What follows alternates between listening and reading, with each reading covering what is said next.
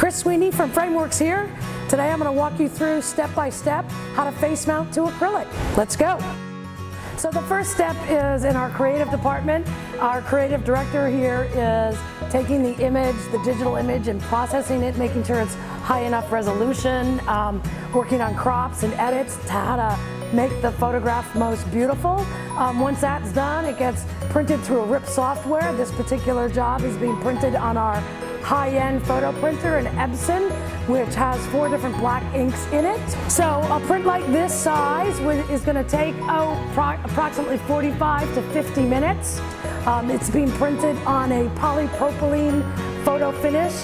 So that's step 1. So once the print is completed, it moves into the mounting division where the mounting process begins. Once you've selected and itemized the thickness of the acrylic that you want, we can do anything from an 1/8 inch all the way up to 1 inch.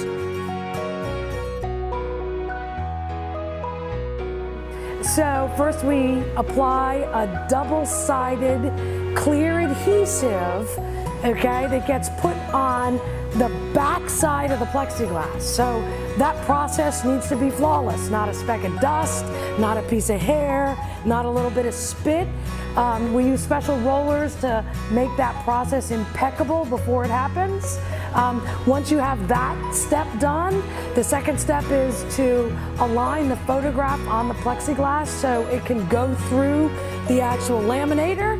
And in the process of going through the laminator, it actually gets adhered to the second side of that double-sided optically clear adhesive. Again, has to be flawless. There is no room, no margin for error in the process.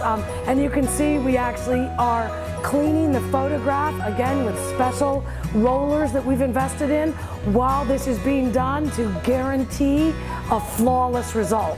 So this piece of equipment is called a roll-to-roll laminator. It has 2 rolls and as the print goes through, it's literally being squished onto the plexiglass. Adhered, no bubbles, no air. Again, flawless, has to be flawless, otherwise it doesn't work. So once you do the optically clear photograph mounted to the acrylic, again, you're still working blind. There is a backing. In this particular instance, it's a 3mm thick piece of dye bond, which is PVC between 2 pieces of aluminum. Okay, so that's the complete package. Then, once that's put together, it then goes out to our production department where it is cut at the same time so that the edges are perfect. So that's a CNC router. It can cut anything basically up to 2 inches thick. So it is, at the time that we set up the prints, we actually print what's called registration marks. So that's to cue up the camera in the machine to tell it where to cut exactly. So it's part of the digitizing process. We do the same thing.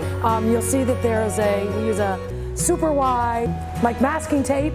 So as we're working on it, once we've revealed the photograph, we actually recover it up so that it doesn't get damaged in the process. After it's cut, the last step is it goes into the framing division where we put an aluminum frame cut smaller than the actual overall size. Once that frame has been cut and put together, we adhere it to the back of the aluminum with what's called VHB tapes so that when this gets installed on the wall, it actually has the appearance of floating, so it gives it some depth and shadows. The last step, of course, is the ultimate reveal where you, again, re-inspect the complete project, cleaning, polishing, wrapping, and off to a happy customer. End of story.